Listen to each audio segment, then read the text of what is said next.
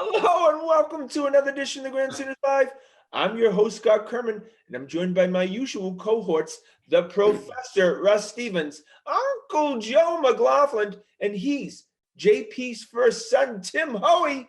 Well, we have another great show for you tonight. So, boys, let's get it started. We start with the Boston Celtics, the second round Boston Celtics. And guys, I don't want to have to ring my own horn, but if you remember correctly, when we do our predictions, and that's always a very popular part of the show, and I think everyone turns to me for the correct answer. I have the Celtics in 5, was actually leaning toward a sweep, but look, it was pretty clear. I wish you guys had seen it.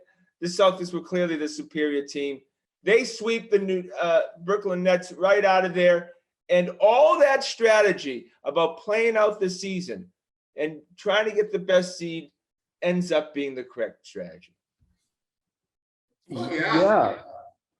It sure was. And you in the category of Scott Kerman wins some and loses some. Yes, he did pick it in 5 games, but he was the first one on board the bus about how stupid the Celtics were for choosing to play the Nets and how they should have tanked the last 2 games of the year to fall into the third seed. Jason, Marcus Smart is the devil incarnate. Wait, I can't be writing anything. You can just tell me about my past transgression. No, you get the kudos for this.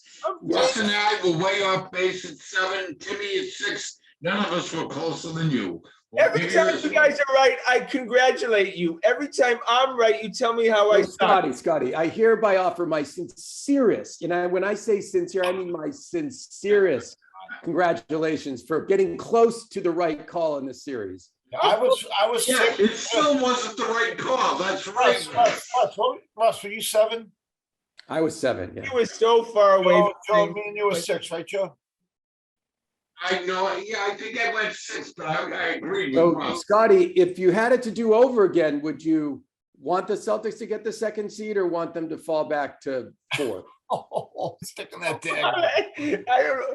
Why did you guys just say great job, Scott? That's awesome. I did that. Let's go Somebody came on here toot their own horn. If he got there with the wrong reasoning, he got there in the right. He got to the right. Somebody was Scotty. was tooting their own horn. It was clearly the elephant in the room, and I wanted to get it over with right away. Scotty. As my old man used to say, even a blind squirrel bumps into an acorn every once in a while. I knew you were going to say that. Oh, jeez. Hey, let's talk about how freaking good it feels to see Kyrie Irving sulk away. He didn't even sulk away. He was all smiles. It didn't even matter to him Doesn't because care. It's his world and we're all just living in it, right? Yeah. 5 minutes later, after You're making $50 million a year, working half, maybe a third of the year. He won't be making $50 million a year. If somebody gives him more than a 1-year contract, that person should have their head examined. No, all he has to do is opt in and he gets his money. For $35 million, though. Yeah. Now, if he had behaved himself, he'd be looking at a 5-year, $250 million contract right now. If he had been a sane, rational human being. He still might get it because well, you know what? Whatever freaking moron signs that deal should be committed in the funny farm. Well, look, I don't want to talk about the Nets. They're past. Yeah, right. They're in the past. I want Scott. This is the glory. I want to schadenfreude, joy from others' demise. I want to bask in this for a few minutes here. But Timmy, he's still worth $400 million. He'll probably be doing an Uncle Drew movie next week. He doesn't lose. He lost his, Scotty. He lost a ton of credibility.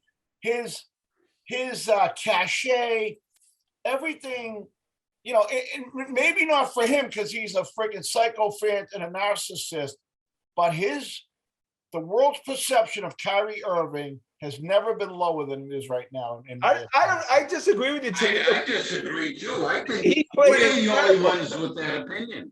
He played. Have you guys watched ESPN? Have you guys been watching any of the shows on television? He's getting destroyed. He doesn't care. Look, he doesn't care. I'm saying, I know he doesn't care. He doesn't care about anything. He is getting absolutely demolished on Fox Sports, on ESPN, on YouTube. Right down the line, he is getting Those guys don't sign contract. Those guys no, don't pay the money. well, Joe, what I'm saying is, He is no wired. nut is going to sign him to a 5-year big No, they're contract. gonna. Yep, it's gonna happen. They're gonna. It's gonna Well, happen. hey, guys, it only takes one nut, Timmy. Yep. Yeah. And there's 30 Well, GMs. that nut deserves. If I'm a business partner with that nut, or I'm a shareholder in that nut's company, I want to part ways with that nut. Hey, Someone Jason Hunter's gave getting Gordon- 50. the Ben Charlotte- Simmons is getting 35. The Charlotte Hornets, Timmy, gave Gordon Hayward like $100 million, and you didn't know what was going to happen there. Come on, look. After Game 1, you realized that the best player on that court, though the Celtics won, was Kyrie Irving, and that's what these owners see. They see this extreme, unique talent, and someone's going to pay for it. I think there's a different view of Kyrie Irving right now, Scotty. I'll be interested to see how this plays out. I'll be very, very interested. Okay, well, with the Celtics, it's Kobe time, because Jason Tatum in those 4 games reminded me of a bigger Kobe. And when you say Jason Tatum and Kobe Bryant in the same sentence, you're saying something pretty remarkable. Yeah, I mean, the thing about Tatum is I can't think of 4, maybe 4, but players in the NBA, all around players, meaning guys who play defense and offense at that high level. I wouldn't put in combination. I wouldn't put more than 4 guys in front of them. I would Here's put a question. Giannis. If you're starting a franchise today, and you can pick anyone in the league, after Giannis, who would you pick? That's a great question. I'm obviously Tatum is up there. I'd take Jason Tatum. I think I would take Embiid over Tatum. Good big men usually wins out. Russ? Oh, I mean, I would take Giannis over him right now. I might take Jokic over him, probably Embiid. Those 3 guys. I think those 3 guys are two-way players. Jokic's defense isn't amazing, but I don't know that I would take Luka in front of him. Like, I think coming into the year, 80% of the NBA would take Luka in front of Tatum. I don't think Luka could have done to Durant defensively what Tatum did. But this is a new Jason Tatum. I hasn't seen him defensively. The way he acted, the way he fronted Durant. I mean, this is like This is the Jason Tatum we used to see once every 3 weeks before, and we get a taste of it. We would get a little dabbling of it, and then he would go out the next 3 nights and be somebody different. But you know what? The worst thing was he would show us what he was capable of, and then that would disappear. Now he's starting to be that guy every night. So I guess it just clicked. It just clicked with Jason Tatum, right? He just hit 24. Bird was like in his rookie year at 24, you know? No, I think he just upped certain parts of his game. And this has been building all season long. He made a commitment to improve his defense this year. He made a commitment to drive to the hoop more. There were certain aspects of his game that he just improved upon. Russ, defensively, it seems like a different guy. I think he's in a defensive system that works really well for him. I think he's put on 20 pounds of weight in muscle since he's entered the league. I think he's been healthy all year long. I think Udoka's system, I think a lot of things went into Tatum getting better and better and better throughout the year. And he just started shooting better. Remember, our biggest issue with Tatum in December was he was shooting like 32% from 3. Yeah. Right. It wasn't acceptable. My biggest issue was his isolation ball. My biggest thing is he started moving the ball, and he started moving without the ball too. And that helped his 3-point shooting. And to be blunt, though, his 3-point shooting is still terrible. No, he's much better, Joe. Much better. Much better than early in the season. Yes, I agree with you. But I think his all-around game has been improved by him. His mid-range game has improved, and his around the rim game has improved. All drastically because of the way he's changed his style. Look, our complaints early in the season with the 2 J's, Jaylen Brown and Jason Tatum, didn't know there was anyone else on the court when they were playing. It seemed when they got the ball, that's how it ended. Why all of a sudden was it Marcus Smart becoming the point guard, or was it Udoka's system finally penetrating? I got to give the credit to the coach. It takes a certain guy, certain personality sometimes to get across to somebody saying, I'm not trying to beat you down. I'm going to tell you your shortcomings for your own good. Those are great leaders. Somebody who can point out to you what you need to do to get better. And they're not doing it to bash you. They're not doing it to better themselves. They're doing it to help you. I think this coach, maybe, I don't know if he took some film and showed Jason, hey, look at this, look at this, look at this, look at this. You have the potential to be a superstar in this league. But this is what needs to be corrected. This is what needs to be corrected. And he finally listened. And Joe, is it the coach? Oh, look at Marcus Smart now. I want to point something out to you. Marcus Smart gets benched in crunch time now. In every game, in crunch time, if we have the ball, Marcus is on the bench. What are you talking about? Yes, if we're on defense, if the other team is inbounding, Marcus is on the court. But when we're inbounding the ball, we've got possession, we're on offense, Pritchard's in there as the point guard. Marcus was in there last night. Pritchard played like because New Jersey called the went in timeout. and fouled Claxton and then ran back to the bench. He didn't do anything. Come on, Marcus Smart's the leader of the team, and now they have Marcus Smart and White on the same time of the court. Russ, give me some info. Look, I think I think their record suddenly got better because they stopped losing close games. They started beating teams pretty badly. The biggest factor, and you hear them say it over and over again, Scott, between November, December, and January, February, was everyone was healthy. Everyone finally got healthy on that team. And that's right. You look at the playoffs right now. What's the most important factor in who's winning in these playoffs right now? Oh, there's no question is health. Absolutely. Health of teams. I mean, the Suns could lose this series. They lose tonight. They're down 3-2 against New Orleans because they lost Booker. You go down the line, every team has lost a big player. New Jersey's a much different player with that shooter that's out injured now. Who's that? Harris. With four rounds of playoffs, you have a potential to play 28 games. Right. That is, 3/8 of a season that you could play. So yes, and these, because of salary caps and stuff, you don't have great players as your ninth guy on the bench. No.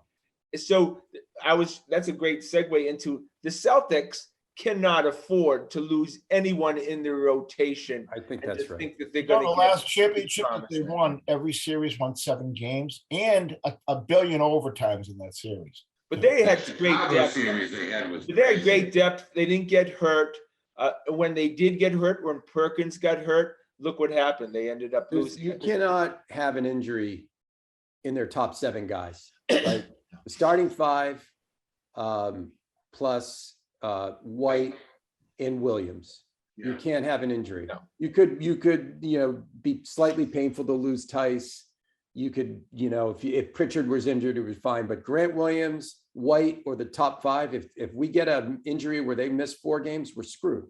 I'm just going to say this about Grant Williams. No one has made me change my mind more. I mean, I had him in the absolute pile of crap pile.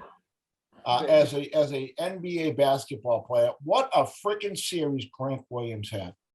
Yeah, he's become. I mean, obviously, the 3-point shot has really helped his game offensively. His defense on Durant. Do you know Durant couldn't get one 185-pound bench press up when I guess they have some physical you do or something. He was the only one in NBA history that couldn't bench 185 pounds once, and that's where a guy like Grant Williams, who's just a stout-looking NFL linebacker body, was able to use that bulk against Durant. I mean, I never changed. I never saw anyone go from just the most useless guy on the court to just having such the impact that he had.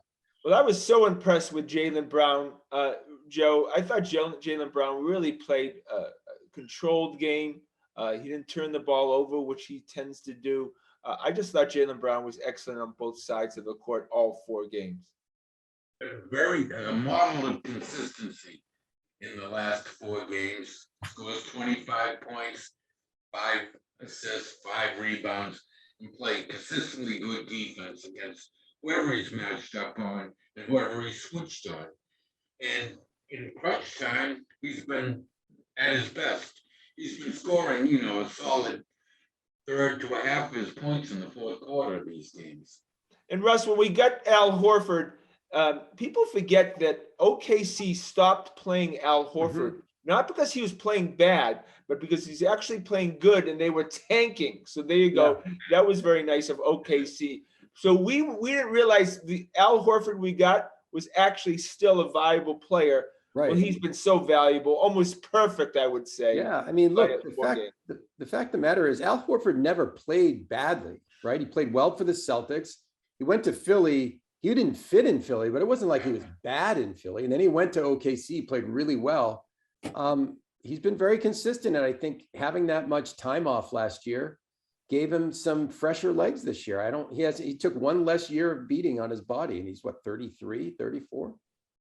Timmy, you talk about Marcus Smart. Marcus Smart defensively, Tim, statistically in these 4 games, literally shutting out anyone he defended, whether it was Kyrie, Durant, or whoever else. Are we just starting to appreciate his game right now? I think I have appreciated his game for a while. I think there are people in this room that he who shall not be named that not appreciated his leadership or his determination. I'll tell you what I saw really in this thing, and I don't know if it was a master plan by the Celtics or not, but the overall length and size of this team defensively, how that came into play. How tall is Pritchard, by the way? Is he 6'3"? No, yeah, he's small, like but I think people underestimate how big Tatum is. Yeah, we just had a big team out there. I mean, even when there were switches defensively, you're still getting somebody with some length to them. There's no like little guy that you could just abuse out there. Maybe when Pritchard was out there, he'd get picked on a little bit. But our starting 5, and even Tatum,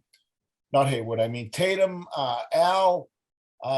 There's so much length on that team that works with that defensive switching process. Well, it seemed like there was more length to us because we were playing a team in the Nets who were just small team. Well, we're the biggest thing physically.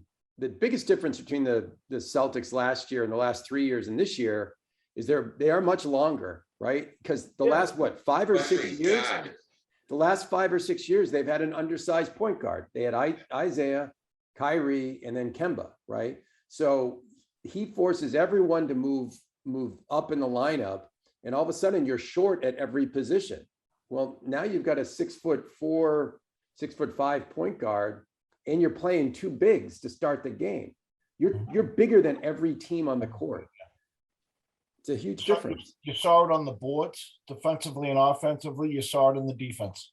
Yeah, then it was funny, Kim. I was telling Scott the other day, 2 years ago, we all watched a preseason Nets Celtics game, and you were saying how big the Nets were. And they got rid of all of them. Yeah. They dumped them all. They were taking every rebound, getting every board, everything, rejecting our shots. 2 years ago, they got rid of all those guys. And look how things changed on it. Yeah, it changed completely 180 degrees. Who was that dude that they had who could jump out of the building? He got an ACL. Karis LeVert, Jared Allen, they had a whole bunch of big guys. Yeah, absolutely. I'll tell you, there's always, each series, there's always one guy on the other team I wish we had. And to be honest with you, Seth Curry, I didn't realize he was this good. He's really good. He was really sleeper in that trade. He was the one good guy they got. How about Dorchester's own Bruce Brown? Well, he played well the first few games. He kind of disappeared last night, right? He really didn't play much. I don't think he had a basket until the fourth quarter. I think they were doing it to him. I think KD decided that he was just, going to shoot it every time he got it. And Kyrie, he decided he was going to shoot it. Hey, what's the talk about KD coming to the Celtics? Did you hear any of that? Of who? Kevin Durant. KD. Kevin Durant. Coming to Celtics. There's no Years world ago, of- yeah. Remember Brady was, They were still Yeah. talking. No, not years ago. They were talking about how he might want to try to hook up with the Celtics. Is that possible? Well, that would fit his MO. Go with the hot hand, right? well, that and Eli Seaman. Before every game, the two of them would sit around and talk. Well, mostly trash talk, but they would. Maybe he be wants together. a little stability in his life after this storm he's been in for the last 3 years over there. Hey, we haven't talked about Ime's in-game coaching, and I tell you something. I really like his use of timeouts. Mhm. He does not let the Celtics sit out there and get a 12, 14-point run against them. Anything more than 6, he's calling a timeout, and I love that about him. Yeah, I also like the fact, I like that. I like the fact that he'll ride the hot hand, you know. Pritchard wasn't getting any run. He got in that game. Was it game 2 or game 3? Started lighting it up. White had a tough series. I don't think he was particularly good. He played better than probably people thought, but he kept Pritchard in the game late instead of White. You know, those are real coaching decisions. Those aren't just by the book, you know, I'm just going to do what I always do decisions. Those are in-game coaching. I thought his use of Pritchard in this series was impeccable. You know, and they were really starting to overcover Tatum and Brown. And Pritchard stepped up to the task. You know, we've been talking about getting that pure shooter, that Steve Kerr, that Eddie House that could just, you're going to leave me alone, I'm going to knock it down. Pritchard filled that role beautifully. Oh, absolutely. Any guy that can get 8, 10 points in 4 or 5 minutes, that's what you want. So we know Milwaukee's going to win. We know that Chris Middleton probably is out for the series. Oh, wait, I was hoping you were just going to say season, Scotty, but. Well, it's going to be our season. That's all we care about. 3 to 4 weeks, I'm hearing. So that puts him out. To be honest with you, I'm more afraid of Chris Middleton than Giannis, the way he plays against the Celtics. Middleton absolutely kills us. Kills him. Giannis, she can get in foul trouble. Giannis All will the fouls out against the Celtics. but he'll miss free throws. He'll do. I mean, he's still going to get his 35, but it's No one could be worse than Claxton. Yeah, no, I mean, Giannis fixed his free throw problem. He shot between 70 and 80% this year. He was good this year. Giannis has the capability of winning 1 or 2 games on his own. Full stop. That's the kind of player he is. He was the former MVP. He plays both ways. And, you know, I think a big key in the series is going to be the Celtics bigs not getting, you know, so deep into foul trouble that they just can't keep sending them in waves. And Grant Williams, you know, I can't wait to see Grant Williams on Giannis. Like, that's going to be very interesting. So Giannis has more muscle than Durant had, though. You know? Absolutely. Yeah, Grant Williams could just be You like, go you right know, through your chest. I don't know if you ever had a fight with a really fat guy or not, you know. Once they get on you, you can't get them off you. You know, they tire you out too. Yeah, Durant, Durant just couldn't budge Grant Williams an inch. yeah. Durant is basically Chris Sale on steroids. That's been pretty much it. That's, you know, he's the skinniest. He's one of the skinniest players in the NBA. But he's an incredible player. So graceful when he's shooting. Like running 3-pointer at the end of the game where and even Marcus Smart was like, what are you doing? That's video game stuff. Yeah, no, look, Giannis, our strategy on Durant was beat him up physically. There is no beating Giannis up physically. That would, you know, remember what the Celtics have always done on Giannis is they build a wall at the foul line extended and they try to blunt his momentum. Yeah. And they're going to have to use a lot of fouls. That's just the bottom line. That's why it's important to have Tice out there because he's 6 fouls. Rob Williams, I can't recall, how does Rob Williams play against Giannis? He usually fouls out real early. I don't think Rob is a great matchup against Giannis and Embiid. He just gets overpowered, but he's not going to spend a lot of time on them. He's going to be down playing free safety down at the baseline, you know, and they'll put Horford and Tice and Williams on the big guys. Yeah, let Tice get the 6 fouls and out, because you want that aggressiveness and energy that Rob brings to the game when he's in there. And Tice can't match that, but he can defend just as strongly. Would you say that this team bases their game mostly on their, and the offense feeds off of the defense? No, the Bucks, the big difference. No, I'm between talking about the Bucks- Celtics. Oh, the Celtics. Yeah, I think the offense feeds off the defense. I mean, Yeah, absolutely. All those transition points, yeah, they should have had more. yeah. The reason I asked that is, do we center on Rob's defense, or do we focus more like on Al's offense as a center? Well, but they'll play together a lot. Those two Yeah. guys will play at the beginning, at the end of each game, probably. Yeah, and that's when they're really big. Absolutely, yeah. All right, boys, predictions. Again, you know how it ended up last time, so I'm rooting for you guys. You know that. All right, Russ, go ahead. Now, Scotty, do you think the Celtics should have lost this series on purpose so that they get a better draft pick next year? Or... All right, just stop it. Just do your prediction. Come on. I know you're not going to I think credit. Giannis That's is- why I just take it. That's why I love it. Just keep giving it. Oh, just you stop it, Give Timmy. it, Too. Russ. Give it. Just give me I credit. think Giannis is good enough to win basically 2 games on his own. So I think that's a season 6. Season 6. All right, Joseph. And I'll agree, 6 is the magic number. I think, especially if Middleton is absent, that the Celtics defense will be able to really key on Giannis and set 2 people at a time like they did to Durant.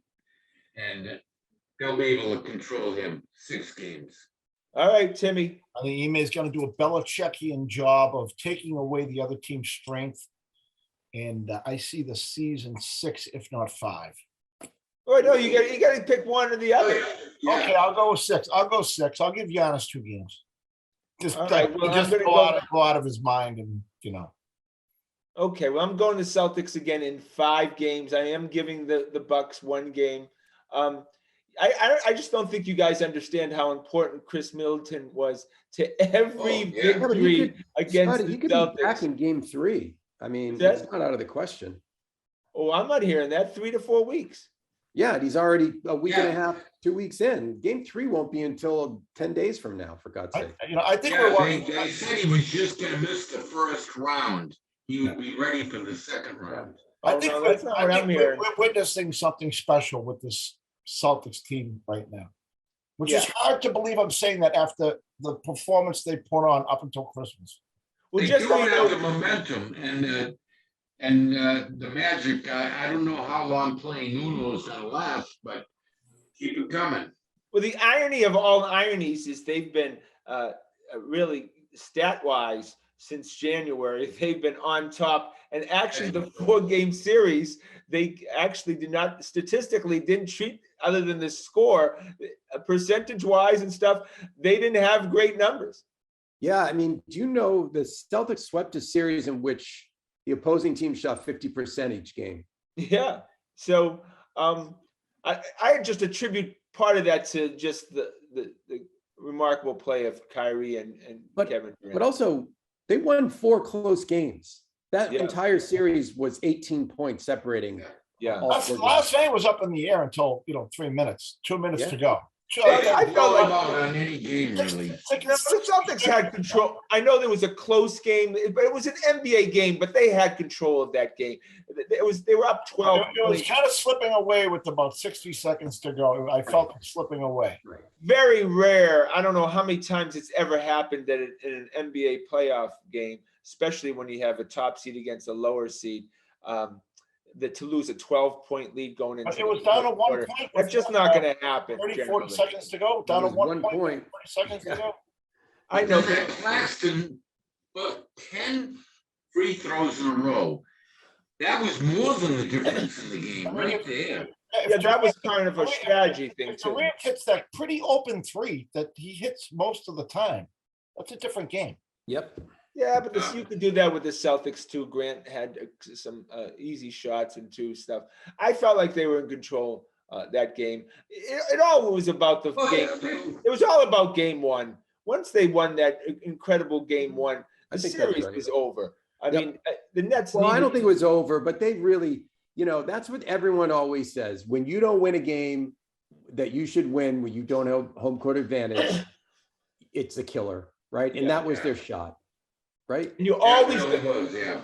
the underdog always has the best shot to win that game one. Yeah. No question. That's always the game they, and when they didn't get it and the way they won, I thought the series was over. It took some But wind out of the net sails for sure, losing like that.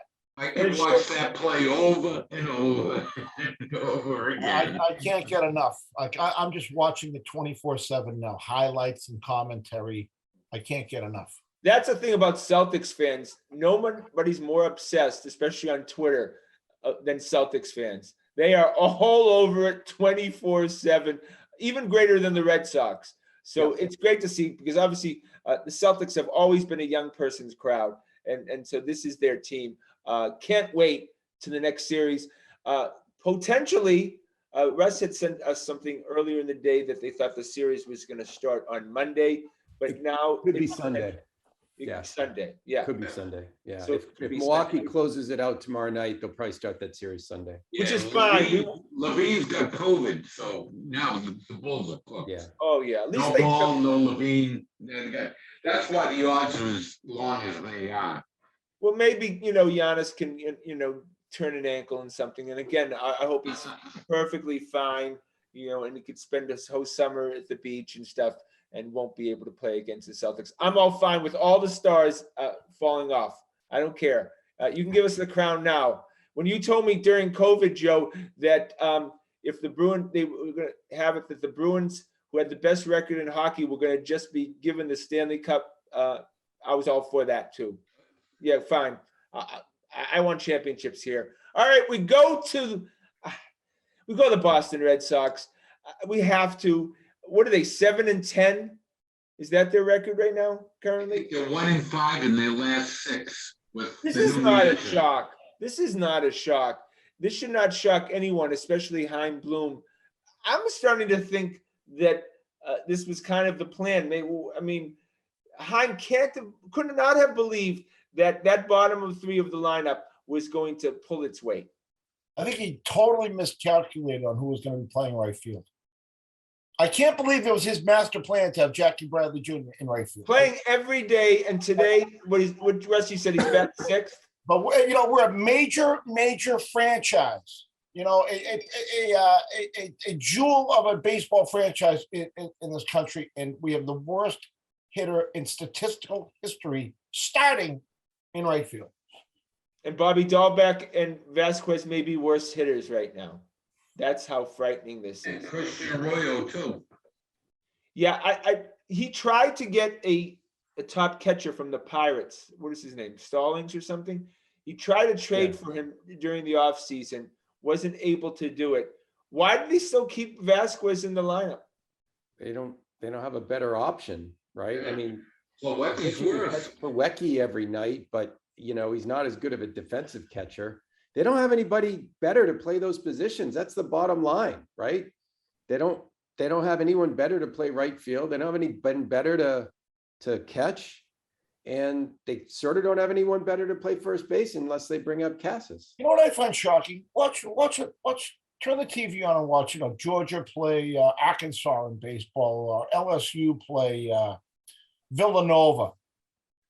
In all of college baseball, there isn't a catcher that can play better than what we're currently seeing. I don't know. You think in their minor league system they would have someone develop? They have some holes in their minor league system. They don't have great organizational depth in outfield, nor do they have it at catcher right now. I think Loaded with catches. I think Milton High School, who has a stud catcher right now, could be doing a better job than what we're seeing. So was Chaim Bloom's plan longer than we thought it was, and just kind of got screwed up by the fact that they probably should have won the World Series last year? No, I think that could be a good point. Last year probably raised the expectations. They probably thought this was a 3-year rebuild, right? Yeah. And all of a sudden at the end of year 1, they're in the, ALCS and up in the ALCS, and everyone thinks that they should win the World Series, they're World Series contenders. That could be a part of it. It also could be, they organizationally made a miscalculation coming out of the freeze and the lockout about what was going to be available. And to Tim's point, this wasn't their plan and they screwed up. Was it John Henry because I thought Heimblum was in love with Schwarber, and Schwarber at first base would have changed this lineup and these 17 games immeasurably. And of course, moving forward, all it was money. Yeah, I mean, everyone, they just keep saying over and over again that they're not that worried about the luxury tax, and yet they don't ever go over the luxury tax. So They I don't didn't mind understand. paying JBJ all that extra money. This 12 million right there, he could have put to. Oh, prospects, Joe, prospects. Yeah, I just don't understand what he's trying to accomplish right now. He is trying to build up the farm system. Yeah. Even if they're not going to make it, these guys aren't going to make it to the major leagues, but it makes all his farm teams competitive, which brings a better developmental process. Okay, but there was a window here, and we know with Belichick last year, there was a window to get free agents when he had a lot of cap space and the other teams did not. There was a window with the Oakland A's that they were dumping all their top players. Okay. Yeah, but they would have, but Scotty, they would have had to empty the farm system to do that. Only thing that the A's would have wanted was prospects. Well, And that's all the A's ever want. Yeah. But that's what I'm saying is if that prospects are supposed to also get us good players, this was an opportunity to get good young players. And again, he didn't pull the trigger on anything. Well, look, the most cynical way of looking at this, which might be the best way, is they turned around after last year and said, look at that. We went to the ALCS. We bought all this equity. The fan base now isn't going to screw us for not competing. So why don't we take another step back next year, wait until this next round of contracts clear? Because I think going into next year, they got a ton of space, right? Lots of stuff comes off the books next year. You know, Russ, they had the hook in me. I was never so excited for an opening. I haven't been this excited about opening day in a long time. Yeah, they had the hook in us. You know, if we had anything close to that starting lineup that we ended the season with last year, we were off and running, and he gutted it. You know what I mean? He came back with a shell of what we ended the season with last year. Look, I mean, with you know, our right fielder gun losing first base and right field. Basically, wait a minute though. Two big guys in the lineup, Russ, which diminished the entire lineup. You know, because you had to be afraid of every part of this lineup last year. Now the bottom third, so you don't even have to pitch to the fifth and sixth batters now because you're waiting for 7, 8, and 9. Yeah. Look, Bobby Dahlbeck was on the bench during the playoffs. Carl Schwarber was the first baseman. Yeah. And when Dahlbeck did come in for pinch hit stuff, it was a joke. He was completely overmatched. How does Bobby Dahlbeck get a promotion to the starting lineup to the begin of the season based on that performance? Timmy's right. Timmy loved having JD bat sixth. That was just an incredible lineup when you had sixth. If you brought back everyone, which you could have done, this team is all of a sudden trending very well. Well, just one other thing, and I basically agree with this, but there is another way to look at this, which is they got weaker at two positions, but much stronger at one, right? So they get stronger at second with Trevor Story. They get weaker in right field at first base. So they're down a position. The other problem is Kike Hernandez isn't playing well. Story hasn't gotten hot yet. Like, you also have the problem that we have right now is they weaken themselves in at least one position, but we got a bunch of guys who aren't playing very well. But those two positions we weakened, we didn't just weaken them, we gutted those positions. Who would you prefer to have had? The worst hitters in Major League Baseball. Who would you choose, Story or Schwarber? I know. I would take Story. I mean, I think Story is going to be a much better Red Sox over the next 3 to 4 years than Kyle Schwarber will be. What's Story hitting right now?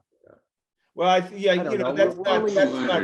That doesn't even have 100 at bats. Yeah, so is he doing nothing? Is he on a slump? I haven't watched. Oh, he made the one. He's contributed. Yeah, I mean, he's been contributed. I mean, the guy, he was delayed in the spring training, obviously, because he had, didn't come to the Red Sox. Then he got sick and stuff.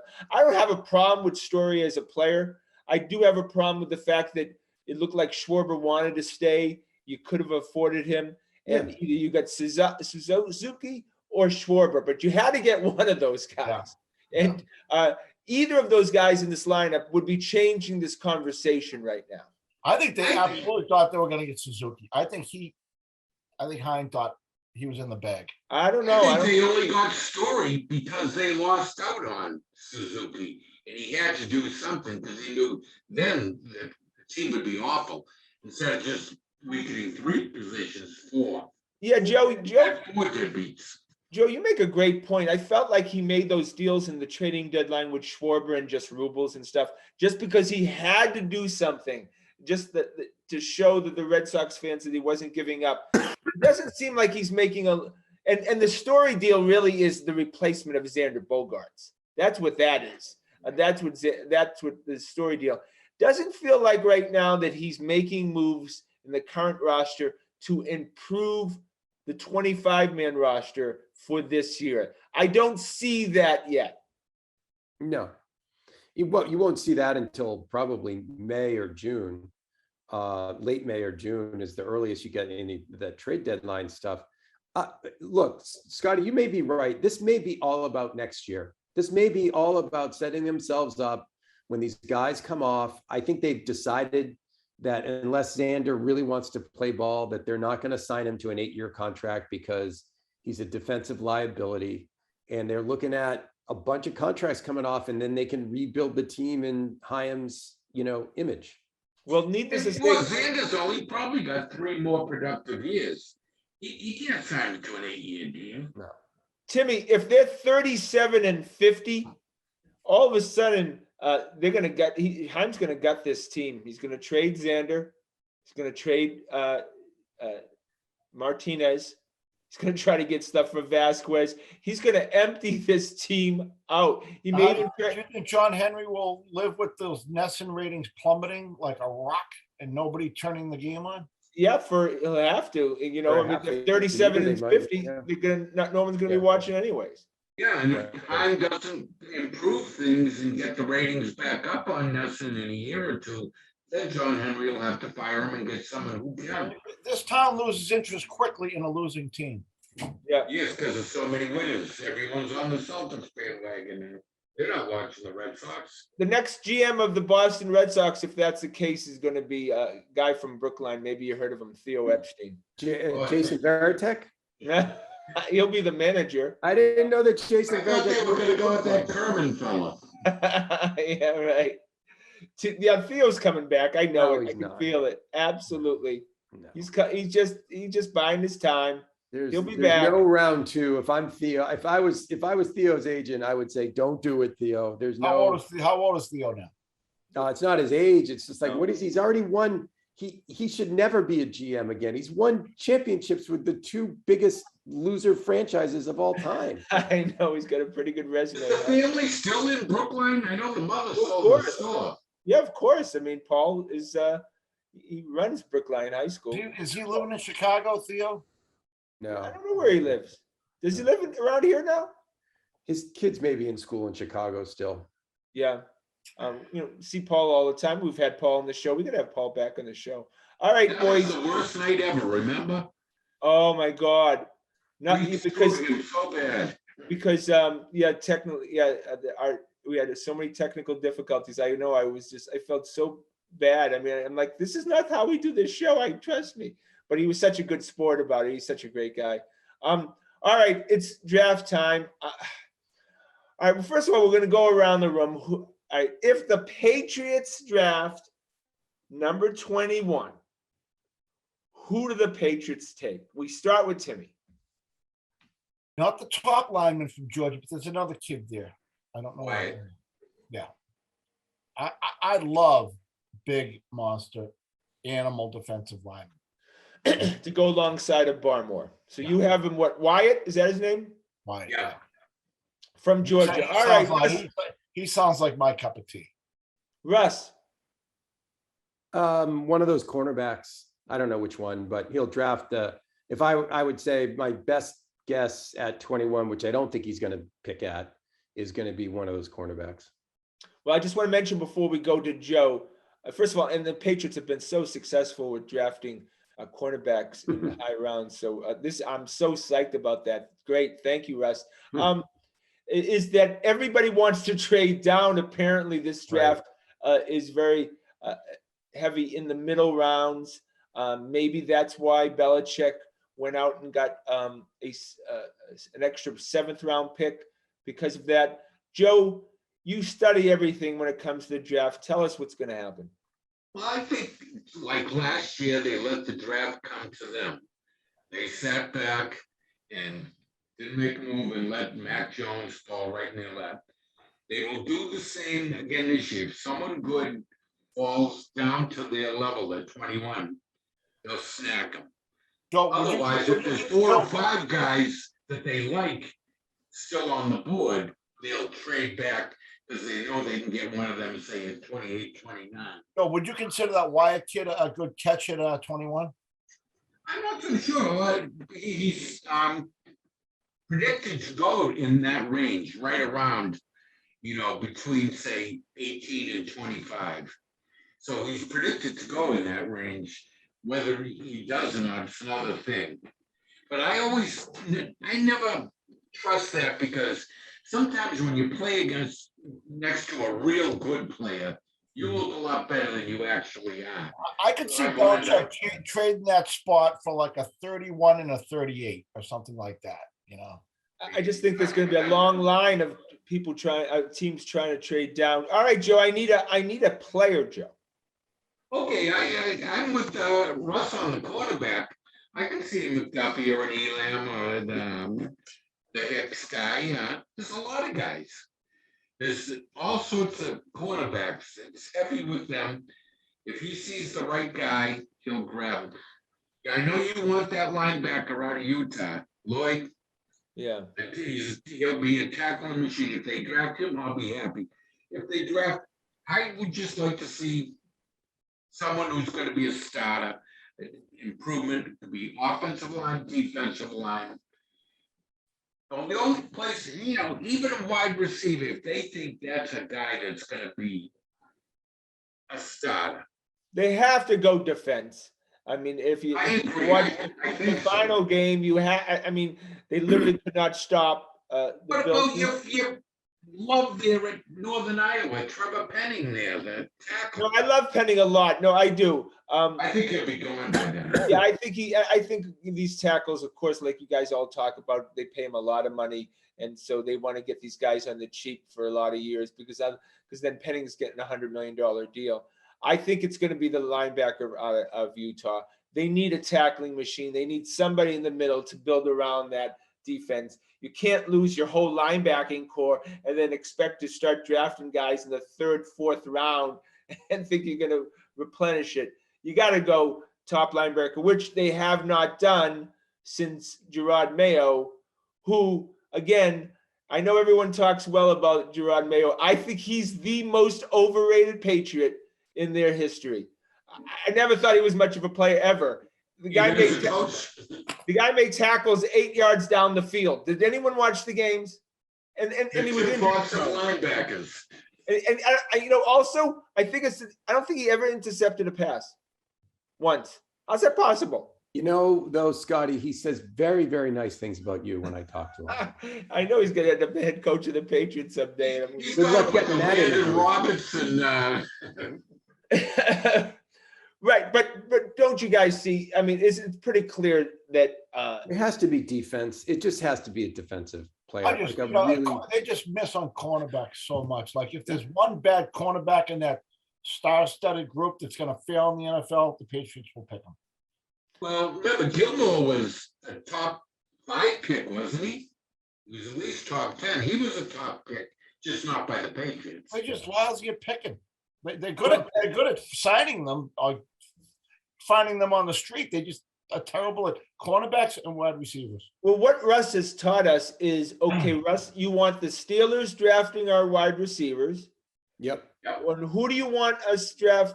What do you want? The Ravens drafting our linebackers? Yeah. The Ravens drafting the linebackers would be good. And I don't know. Packers, you always say what the Packers drafting our cornerbacks. Who do you have? No, I don't know, Joe, who's known for drafting and developing good cornerbacks? I guess I don't know. 49ers, maybe? Are the Bills in that category? Bills are in that category, Timmy, I think. Yeah, Yes. yeah. What do the Patriots draft best at? Any closest to the line of scrimmage? Offensive line.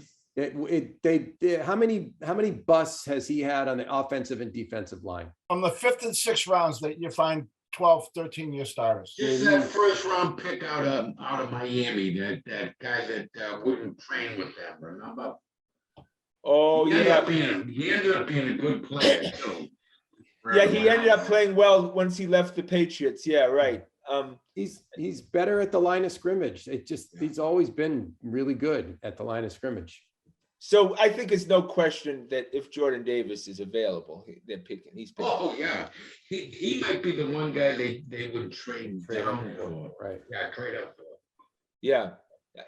Look, Belichick, if you think he's trading down, he's going to trade up. He always does the complete opposite of what anyone has to say. It's going to be an interesting 3 days, boys. How much will you watch of it? I'll watch the first couple hours.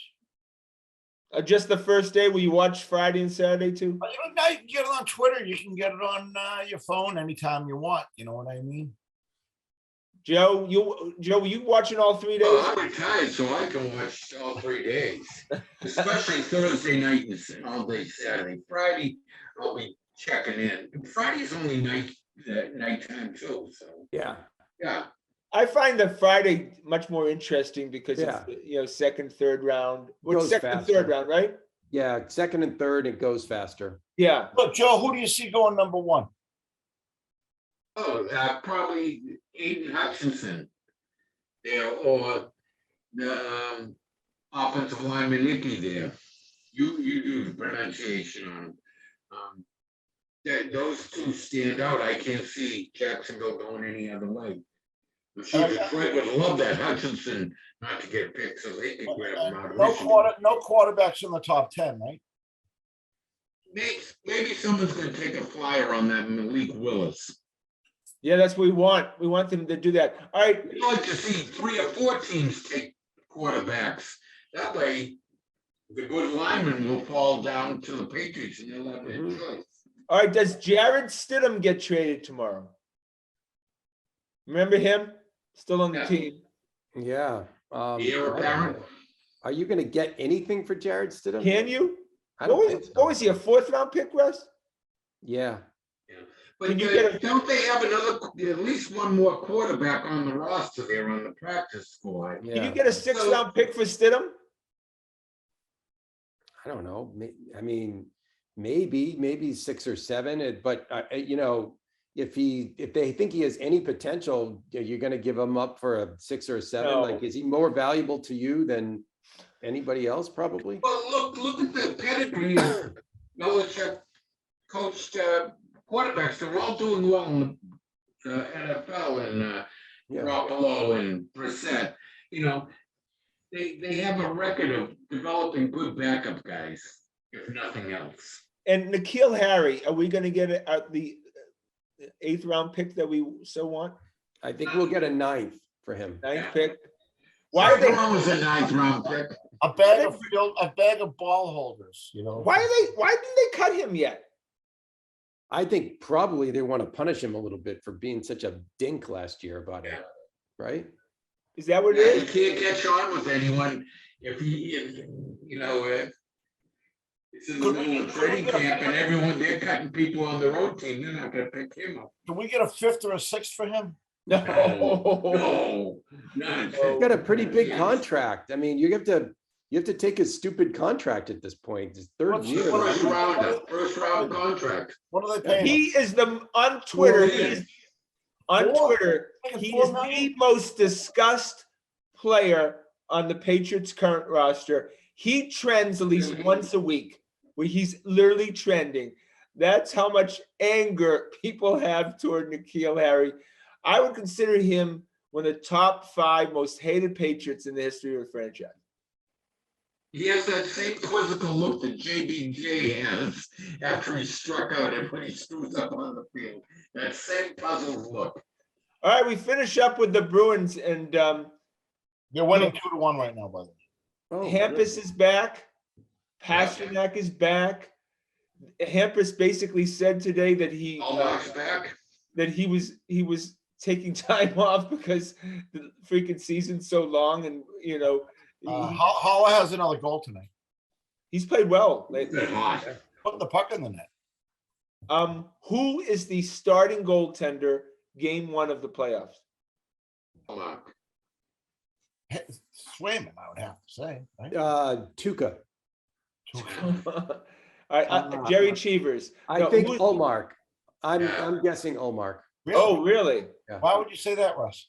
He's played better than Swayman has in the last 3 weeks. Yeah. Well, for the money he's getting paid, he should be starting. Right.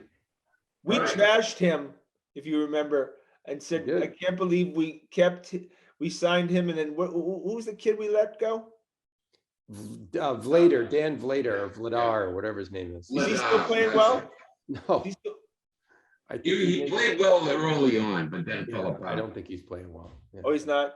No. All right, so there you go. All right, Bruins have any chance before we go? Yes. There's You no think- super team this year. What exactly. team do you not want to No. play? Of course, I Or- don't want to play Tampa. I mean, Tampa's always a beast. You know what I mean? But we've Yeah. been playing well against them this season. Carolina, Yeah, Joe, I think they're improvement. the pretty much the top team, right? But Carolina might be the best matchup for the Bruins. Oh, is that right? It's gonna be either Carolina, the Rangers, or Florida. I don't want any part of Florida. Yeah. But Carolina, we might be able to take them.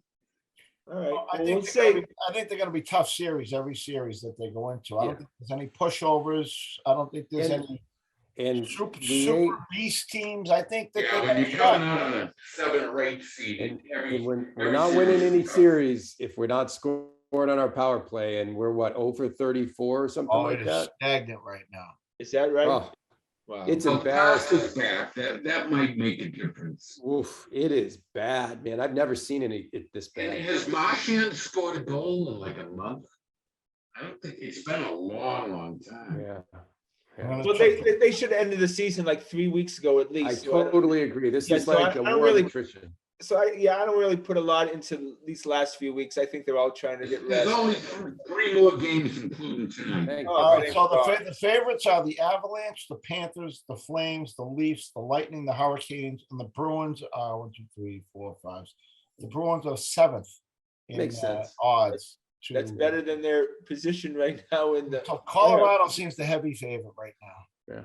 The Hey, Panthers, just before we go, Celtics are actually second favorites to Yep. win. Golden State is first. I thought the Celtics were favorites, but they're not. Golden State.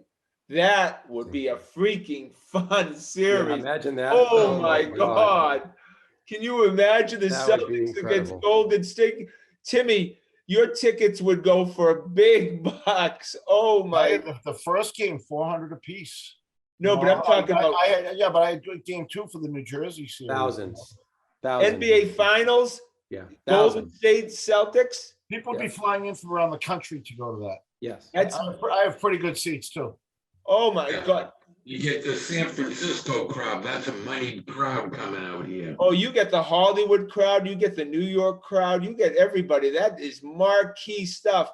And remember, guys, Tatum and Brown are familiar to us, but their Q rating is just increasing more and more. And that net series, it did more and more. You Oh. get these guys through these high pressured rounds, You know, huge the names. Celtics net series on national coverage was like 80% of the coverage, like on those talk shows on ESPN and Fox, the Colin Cowherds and the Stephen A. Smiths. 80% of those shows was Celtics Nets, and then all the other series were like an afterthought. Yeah, it's going to be huge. I can't wait. We got to make it happen. Make it happen, Joe. All right, well, that's our show for tonight. Want to thank Ian behind the scenes. Want to thank the fellas. Please check us out on our website at thegrandstanders.com and tune in again next Wednesday night at 6:30 for another edition of Grandstanders Live. I'm your host, Scott Kerman. Have a great and happy night.